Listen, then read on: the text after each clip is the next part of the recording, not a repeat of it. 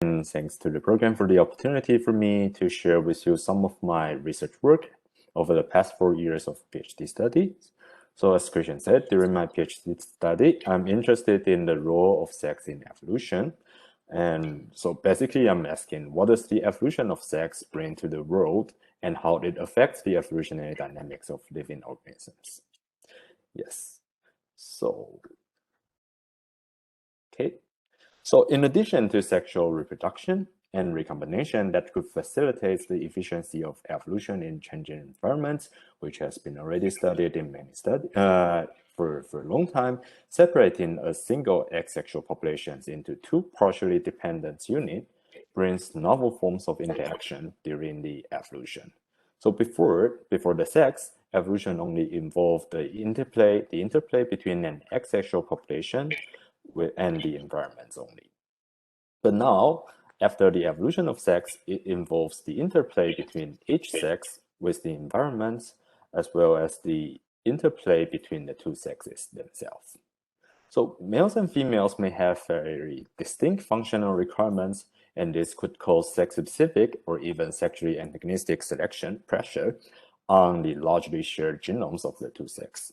And the resolution of such conflicts has been believed to allow sex-specific adaptation and the evolution of sexual dimorphism. And in addition to this natural selections on the two sexes differently, the interplay between the two sexes, so like the selection pressure from one sex imposes on the other sex, could cause sexual selection. And sexual selection is thought to be an important force for phenotypic divergence and speciation process. So both these interactions or both forms of interaction have formed the specific fields in the world of evolutionary biology. And after decades of research, there are still a lot of interesting questions open to be studied in these fields. Hence, I'm aiming to tackle some of these questions using our experimental evolution data in the lab. So before we dive into specific questions that I'm tackling in my PhD study, I'll briefly talk about the tools I was using, so the experimental evolution. The experimental evolution allows us to track an artificial evolutionary scenarios in real time. So it is replicable, and the noise factors for evolutionary inference, like the environmental fluctuation or demographic history, can be well controlled. So with experimental evolution, people can understand, see what happens. Okay, people can understand the genomic and molecular basis of evolution, and even how reproducible the evolution is. And such approach has been widely applied in microbiome system and Drosophila populations, as shown here. So where natural populations of Drosophila simulants were collected from the vineyard in Florida to the lab and exposed to a novel and relatively warm environments.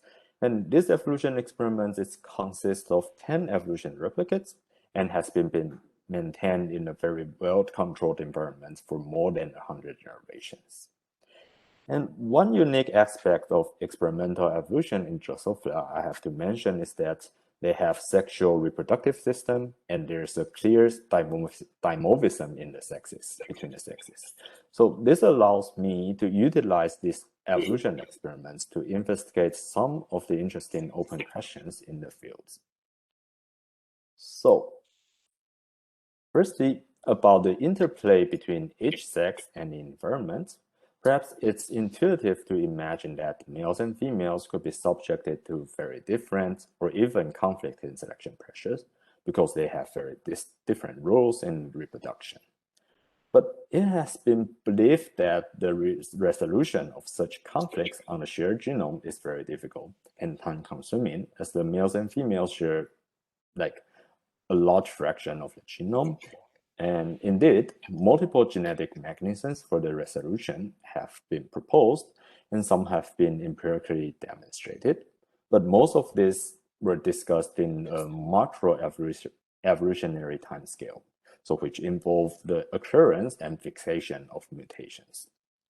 So short-term sex-specific adaptation has been believed to be impossible, and rarely discussed. However, this is not empirically demonstrated or studied. So hence, we're interested in looking into this in more details. So we focused on the gene expression evolution of both sexes separately after 100 generations of adaptation in our evolution experiments to study whether and how the two sexes adapt differently to a sudden change in environments in a short time scale. So in contrast to the classic expectation, we actually observe quite a surprising results in our populations. So in this figure, where each dot is an expressed gene, the x-axis is the evolutionary response of each gene in females, so which is the log2 fold change between the evolved and ancestral populations, and the y-axis for males. So we can see clearly that the two sexes are evolving quite independently. There's little correlation between the expression evolution in the males and in females. So most of the genes showing significant expression difference after the adaptation are responding in a sex-specific manners, like the red dots here for female specific evolving genes and the blue dots here for male specific evolving genes. And what's interesting is here we can see some yellow dots on the reverse diagonal here, but these genes are significantly evolving in both males and females, but they're actually evolving to the opposite directions. So this suggests that the gene expression is evolving independently for males and females, and there's not really a constraint to evolve. Okay, so not only from the gene expression level, so when I perform a gene ontology enrichment analysis on each set of the evolving genes, the results shows that nearly mutually exclusive biological processes are evolving in the two sexes. So it seems that the two sexes are free to evolve with little perturbative constraint. So the interesting questions comes here is that what are these sex-specific functional requirements for the adaptation? And can we see this at the phenotypic level? So based on the goal enrichment analysis, one prominent biological process being selected differently in males and females is the fatty acid metabolism. So in this figure, I plotted the log2 fold change, so the evolutionary response of each gene of the important genes involved in the fatty acid metabolism in each sex. So red bars for females and blue bars for males. And the asterisk here denotes the statistical significance for differential expression.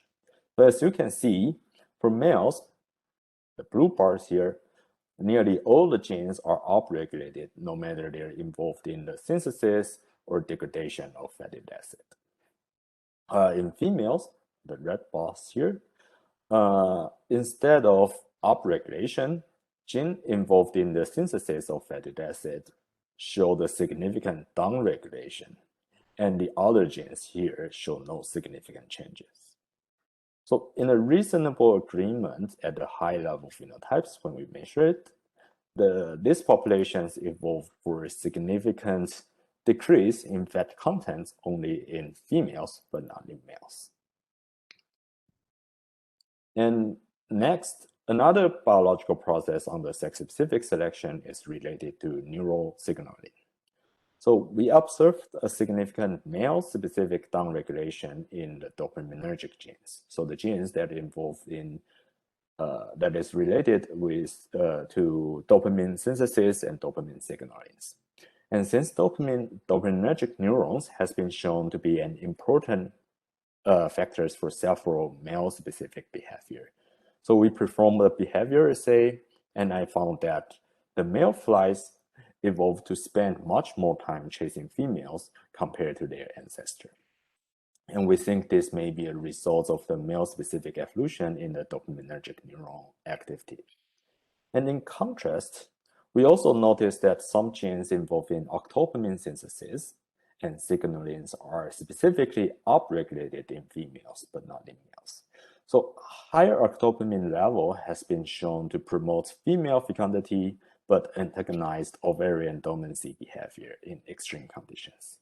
And consistent with this, there's a dramatic increase in female fecundity at high level, at high temperature, and lower incidence of ovarian dominancy in the evolved populations.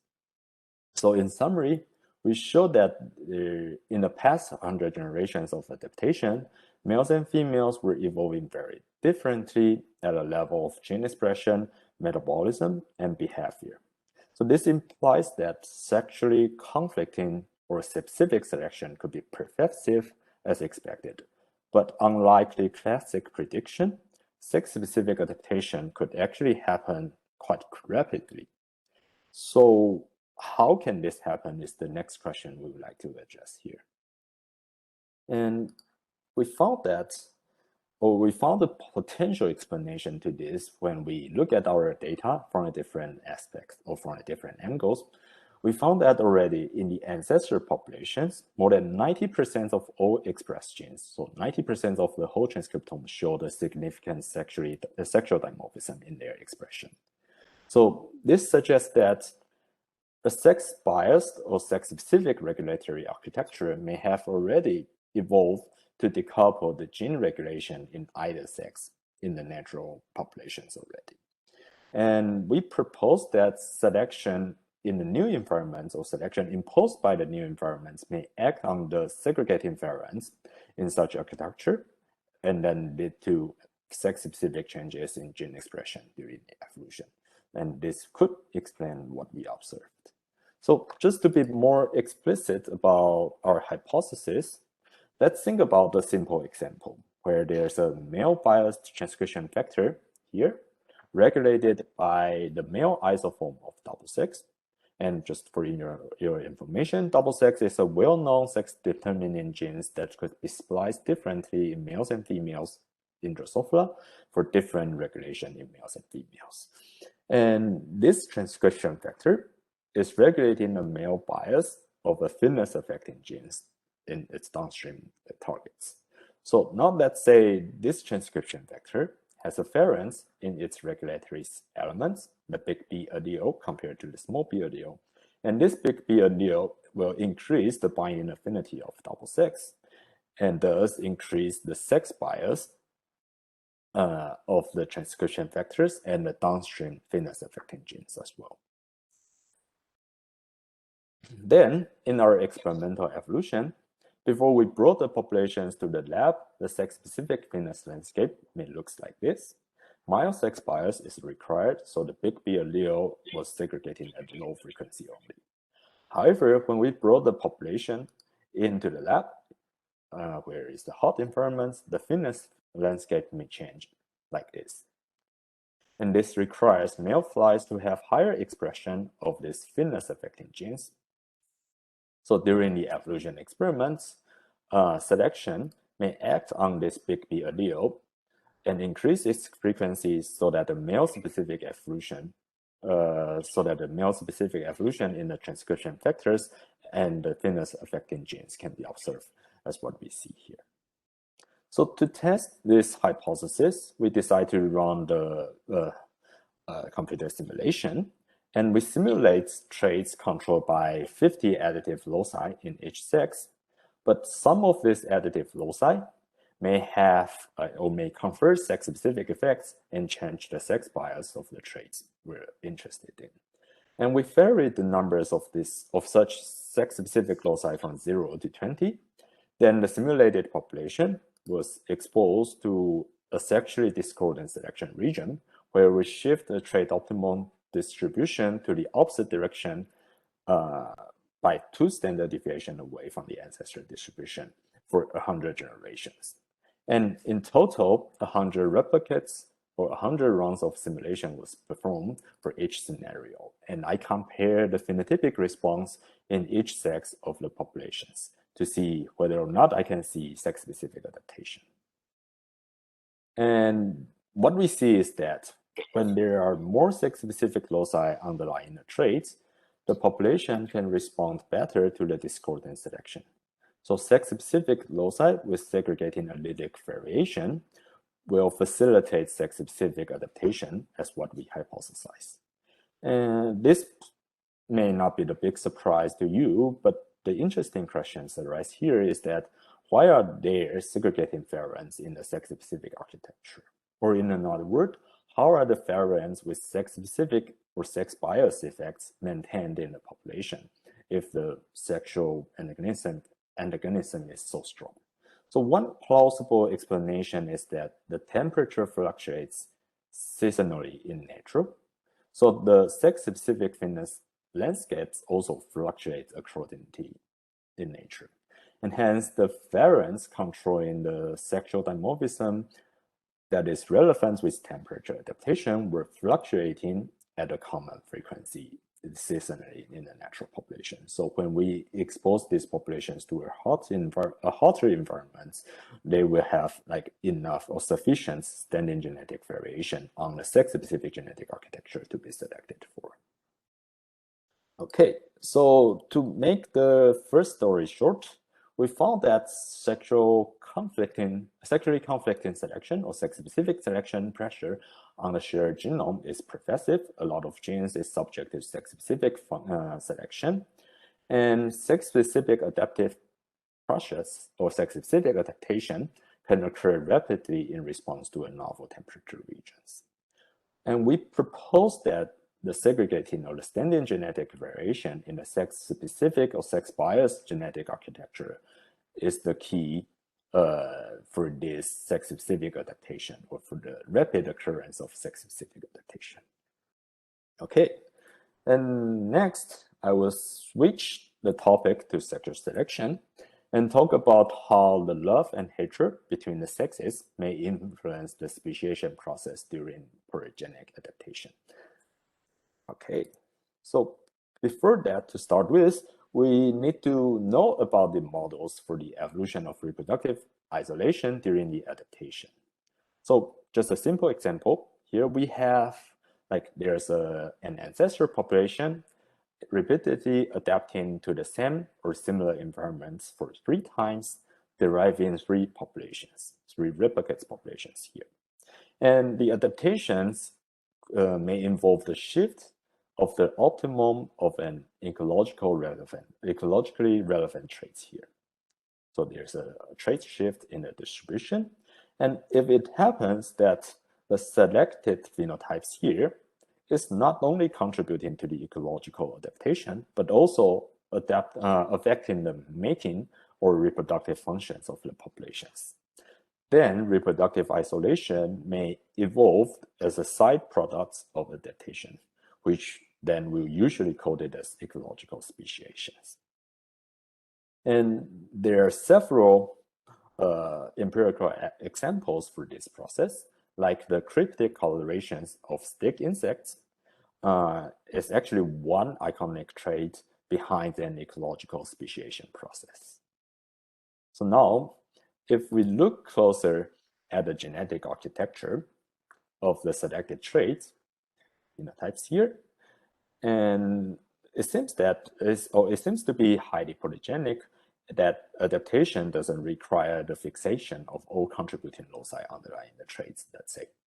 So in this case, different population may select for different sets of loci during the adaptation, leading to heterogeneity in the adaptive response.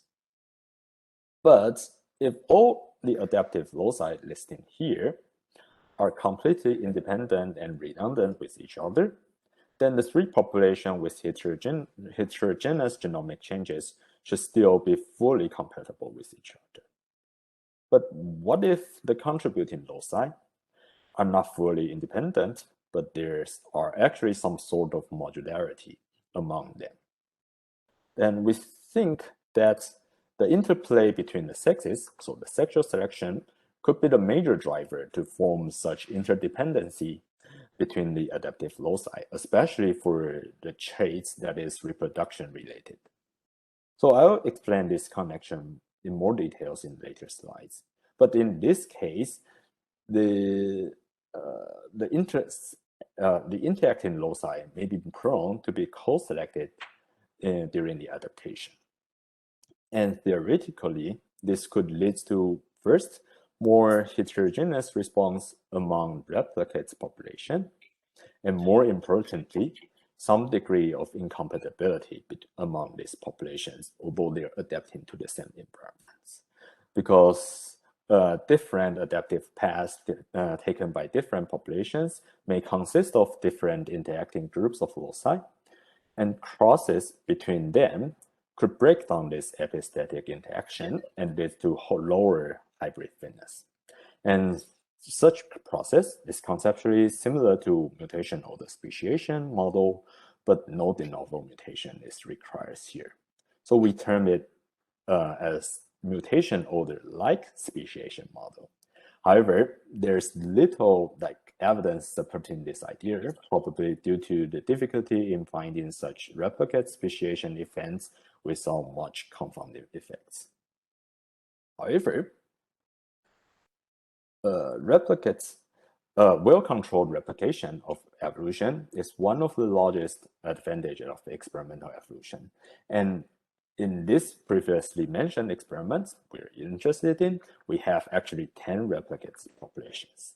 So based on our previous work, we already knew that the genomic adaptation of these 10 replicates populations are highly heterogeneous, but there's a parallel evolution of reproductive isolation between the evolved and the ancestor populations.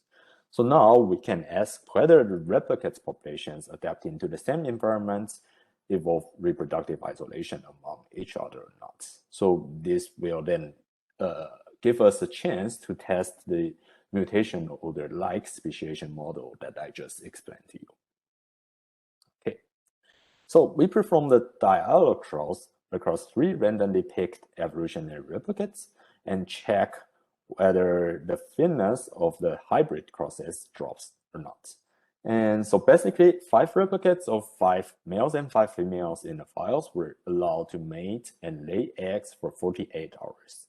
And then after that, we will investigate the fitness of the F1 progenies by counting the numbers of viable adult flies in each file. And then comparison is made between the within population cross and cross-replicated crosses. So, okay, so the results is looking like this. Though moderate in effect size, we did observe a significantly higher fitness of the F1 progenies from the same population crosses than from the different ones. So this indicates a modest degree of post-mating isolation, even when these populations are adapting or they are adapting to the same environments with the same set of starting standing genetic variation. So next, we would like to further explore the molecular basis of these potential incompatibilities among the replicates populations. So we start with the search of divergently expressed genes among the evolved replicates, as we have already RNA-seq data available for all these populations. And then we identified around 3,000 genes that exhibit significant differential expression in at least one of the 10 populations. So we think this divergent gene expression may be responsible for the observed, or some of them may be responsible for the observed incompatibility. Then, to have an idea about what these genes are doing, we performed an enrichment test for gene ontology and tissue-specific expression, and the results are summarized here. So in the bar plot, where the y-axis indicates a test against the genes that are highly expressed in each tissue, and the x-axis indicates the significance for each test after the multiple testing correction. And the top 3 gene ontology terms enriched by these divergently expressed genes were shown here. So we can see that this significantly diverged gene are enriched for testis expression, which is quite strong here, and reproductive functions, as we can see here. So this strong enrichment for of these genes not only rule out the effect of drift, because it's hard to imagine that drift will be more pronounced for the genes expressed in the specific tissues or with specific functions. But it also indicates a potential link between the divergent expression and the post-mating isolation we observed. So the genes mediated the reproductive functions are the player or could be the players which evolved for divergence across replicates, and they might be responsible for the incompatibility we are observing from the previous experiments. So we would like to focus, we would like to put our focus on these divergently evolved reproduction-related genes and ask why did they evolve divergently. So we had a closer look at the expression of these reproduction-related genes that evolve significant divergence across the 10 replicates and compare them to the ancestral states. So the results is shown in these heat maps here. So here in each row is one gene and one reproduction-related genes, and each column is one sample from the replicate populations. And the identity of the replicates is indicated by the annotation bars above here. So we have the ancestor spheres in green and different hot evolved replicates populations in different like warm colors here or reddish colors here. And of course, like the heat colors in each cells here indicates the relative expression level of each gene across the samples. So what surprised me in this plot is that most of these genes are actually like upregulated in at least one evolved replicates and maintain similar expression to the ancestor states in the other replicates, as we can see like most of the genes in the lower parts of the heat maps here. And so this suggests that the expression divergence we're seeing in this reproduction-related genes is actually the consequence of replicate-specific upregulation, maybe in response to a uniform selection pressure. So we propose that there might be like a selection pressure for higher reproductive success in our laboratory environments, which then impose a selection on the male reproductive genes, but different genes is then responding to the adaptation in different replicates. But this may not be very clearly visualized in the heat maps. I understand it's complicated here. So we tried another way to demonstrate the putative replicate-specific evolution by a principal component analysis on this expression matrix, where then each principal component summarize uncorrelated information of the full expression profiles of the reproductive genes here. So as we can see, as a result, we can see that different replicates have like higher scores for different PCs. Like replicates number 7 and number 8, they have high scores for PC1, but they are at similar level with the ancestor at the other PCs, PC2 and PC3, for instance. However, for replicates number 10, it's completely a different story. It doesn't have a high score for PC1 and 2, so it stays at similar level with the ancestor populations, but the score is quite high on the PC3 here compared to the ancestor. So as I just said, each PC here should represent or should summarize uncorrelated information of the full expression profiles of the reproduction-related genes.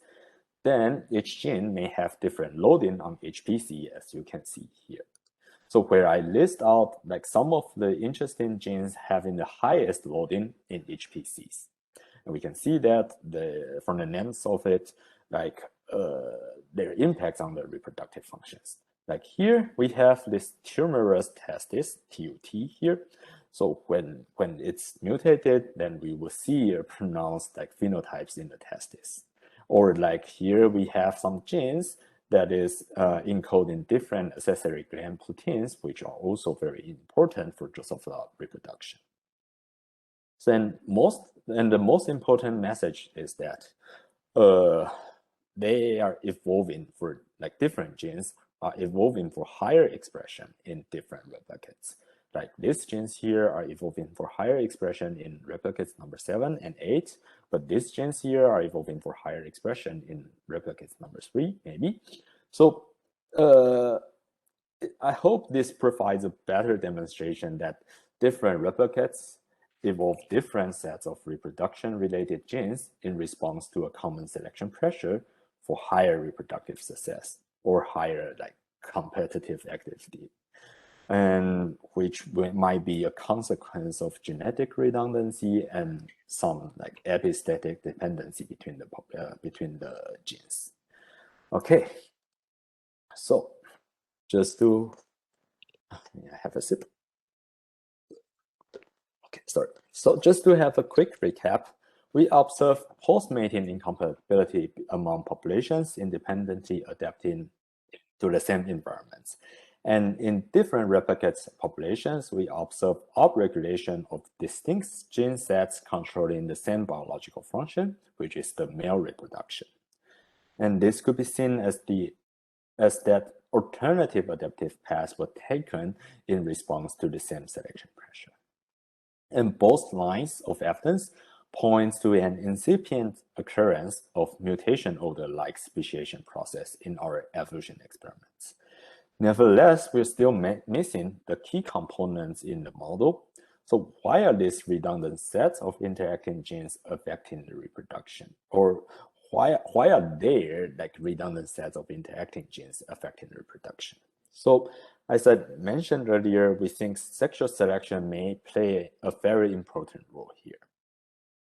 So if we think about reproduction, it should involve both sexes, either cooperatively or antagonistically. So their genes contributing to male or female reproductive components will frequently interact with each other. And this interaction is often one of the major places where sexual selection is operated. And sexual selection will then lead to persisting co-evolution cycle between the sexes, forming a complicated interaction networks among the reproduction-related genes. And sometimes this may even involve some redundant components in the networks. So as a result, when selection imposed by the new environment change the optimal male reproductive activity, replicate population may undertake alternative but incompatible ways in response. So, and with this, we think that there's a possible mechanistic explanation to our observation of incipient reproductive isolation among replicated populations during the adaptation. Okay, so just to the take-home message, just to sum up, the take-home message here for the second half of the talk are reproductive isolation can actually evolve quite rapidly within 200 generations, and this could happen even among replicated populations adapting to the same environments with the same set of standard genetic variation. And our results highlights the important roles of, or the putative important roles of sexual selection-induced epistasis and genetic redundancy for the proposed mutation order-like model. And we believe that this model definitely needs further exploration, especially in light of the recent development of a lot of polygenic adaptation models here. Okay, so finally, I'll summarize my PhD study in these concluding slides. So I've been interested in the role of sex in evolution, particularly in response to a change in environments. So over the long history of evolution in nature, due to the distinct roles, distinct reproductive requirements in males and females in certain environments, males and females may be selected differently, and sex-specific genetic architecture may have already evolved for many different traits, allowing the evolution of sexual dimorphism. And the change in environments may shift the sex-specific fitness landscape and cause sex-specific or antagonistic selection.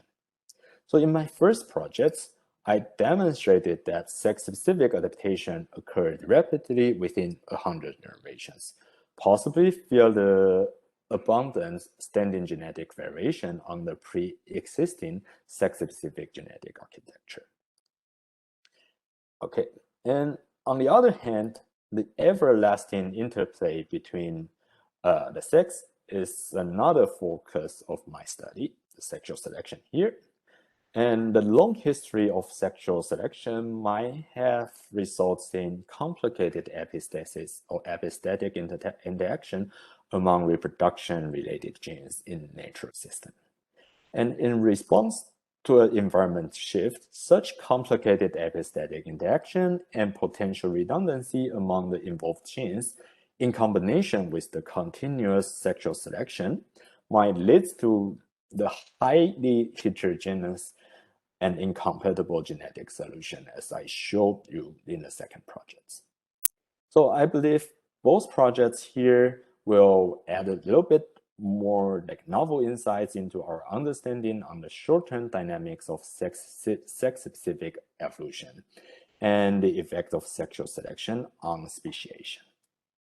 Okay. However, of course, this is not the end of the advance of our knowledge. New questions can be asked based on our results, and new experiments could be proposed to tackle them. So for instance, although we demonstrated rapid sex-specific adaptation is possible, we are actually not sure whether or not the males and females are fully adapted. Or in another word, do both sexes reach their new trait optimum in the new environments? Or there's actually still some constraint for adaptation in the population? So like a new experimental evolution with sex-limited selection design will allow us to understand where the sex-specific trait optimum actually are, so that we could evaluate to which extent adaptation is constrained by sexual antagonism in the new environment. Second, we propose that standing genetic variation in a sex-specific genetic architecture is important for the rapid occurrence of sex-specific adaptation. And it is because temperature fluctuates regularly in nature that there's enough standing genetic variation with sex-specific effects to be selected for in our experiments. And this hypothesis may be further tested with another experimental evolution using an uncommon environmental stressor, for instance, like the salt stress in the diets, maybe. And in this case, not only less efficient adaptation, but also more correlated responses between the two sexes should be expected if our hypothesis is correct. Third, we have highlighted the important role of sexual selection, both in the natural system and in our experimental periods.